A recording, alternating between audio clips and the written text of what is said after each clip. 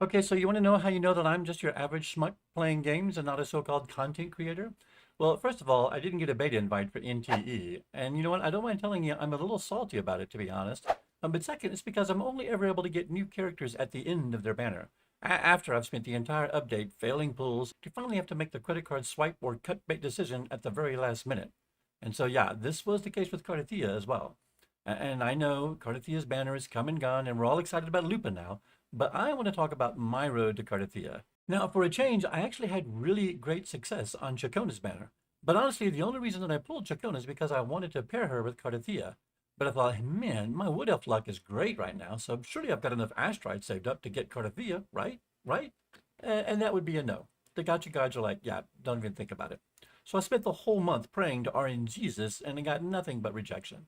Fast forward to last week, 10 hours left on her banner. 4 pulls with the currency. Surely I thought by now the gotcha gods are going to smile. Spoiler alert, they did not. So now it is crunch time. Am I going to cash or pass? Am I going to swipe or take a hike? Well, you already know the answer. One vicious credit card swipe later, well, we've got pulls available. And you know what? 2 10 pulls after that, Cartethyia finally comes home. All right, so now the real fun begins, getting that girl leveled up. So first of all, we dump all of our leveling currency into her ascension path. Oh, wait, hold on. We're going to need some ascension mats. Of course we are.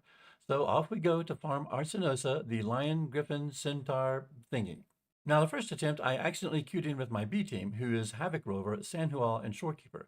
Not a terrible team, but not really fully optimized. And it really didn't go all that well against Arsinosa. The second time I went in with my A team, Zanny, Spectral Rover, and Shorekeeper, and this went much better. Zanny, oh my God, I just love her.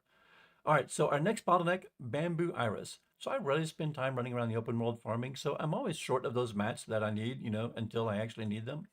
So of course it was time to go figure out where they are and do what we've done since the dawn of RPGs ever, pick flowers. And then some more flowers. And then maybe pick some more, oh, and maybe kill a couple of TDs while we're at it, and then we're gonna pick some more flowers.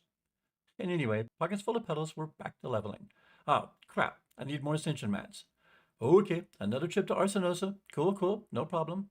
Back to leveling again. And yeah, now we're completely out of leveling mats altogether. Awesome. You have to remember, I just leveled Chicona, so now Cartethyia is stuck at level 68. Okay, so next up, what weapon are we going to give her? Well, I checked my stash, and every weapon I had either sucked or was already in use by another resonator.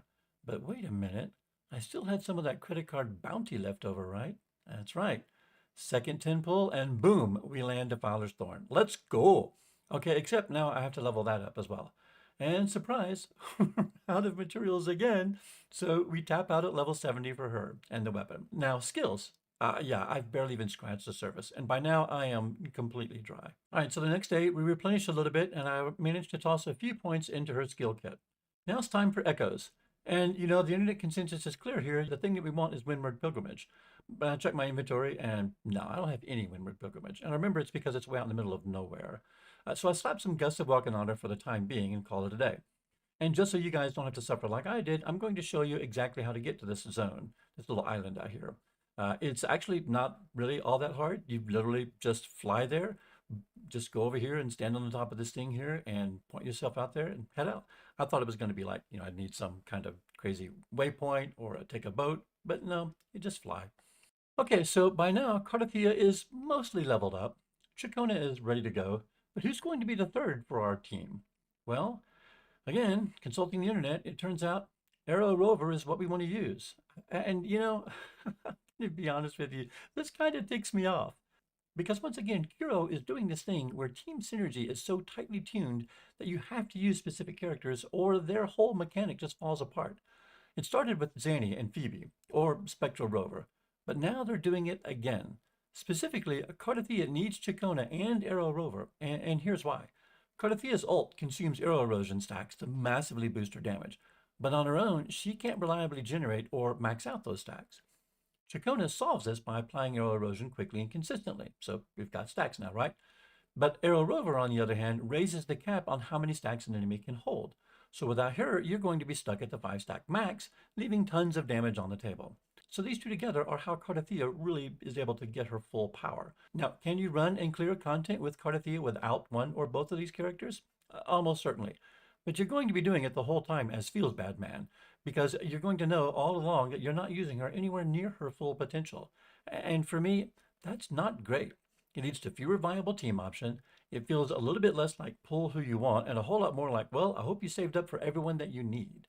So now I've got to invest in Rover again as Arrow, even though I've already spent resources on Spectral Rover for Zanny's team. And by now, I am completely out of frickin' mats. Oh, and because both of my top teams now depend on some form of rover, I can't build them as two completely separate teams. So, yeah, I find this whole situation more than a little annoying, to be honest. I mean, I'm going to live, but seriously, Kuro, let's just cut it out with the tight team synergies. Team comp headaches aside, let me tell you, Cartethyia does, in fact, hit like a truck. Oh my gosh. Even half built, she's dishing out some serious damage. So yeah, I'm probably going to stick with this trio and hope that we either get a Phoebe rerun or another Spectral Frazzler buffer comes down the line for Zani's team. All right, your turn. How did your Cardathea pulls go? Did you get her before the banner run out? Are you doing the same team up as I am? Have you got another idea or a better one? Please let me know. Oh, and I assume we're all pulling for Wolf Goal now because, well, reasons. And if you're wondering how that's going for me so far, well, it's going just about as well as you would expect. Anyway, you guys let me know what you think about Cardathea.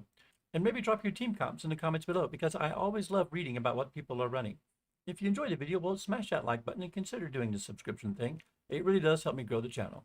Until next time, or whatever you're playing, play hard and may your pulls go in your favor. Ciao.